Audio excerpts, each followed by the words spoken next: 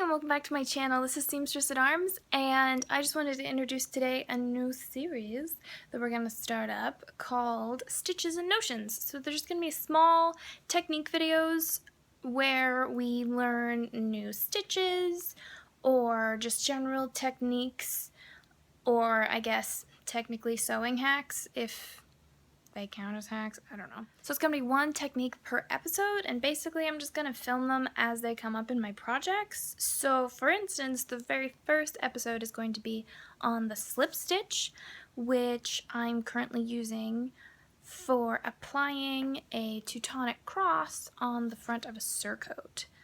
So without any further ado, let's get started. So I just want to start with a full shot and give you context for what I'm working on. Like I said, this is a cross going on a Teutonic surcoat. This is actually my very first surcoat that I ever made a couple of years ago for a friend. This project is a bit of a repair and revamp of the original because it has seriously seen some love and abuse. And for the record, yes, I do know that is not centered side to side. It's a design feature. Shh. We don't talk about it. Anyway, so let us get on to the actual point of the video, which is the slip stitch. You start out by, if I'm starting here, I'm grabbing a couple of threads of the weave, just this first layer. I have 2 layers of fabric and I don't want the black to show through on the back because I don't want it to wear out. So grab a couple of threads there and then back into my black fabric, go probably about 1/8 of an inch, and then back into my white fabric.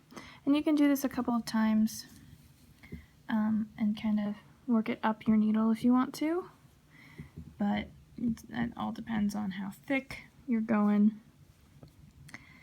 So my bunny goes into the tunnel, nips back out, grabs a couple of threads, a couple more, and then back in the tunnel. And the more you practice, the more consistent you'll get. I like, for attaching these, I like my black and my white to be fairly even. You can do smaller on the little bites, but like I said, I want it pretty secure, so I don't want it by like a single thread. This has a second layer of white linen behind this guy. I just want to have it tidy and not wear against the chainmail he's wearing it over, and then, you know, losing my stitches when it's all said and done. So yeah, that's about it. So a quick note, generally the slip stitch, also known as bunny in a tunnel, is primarily used for hems.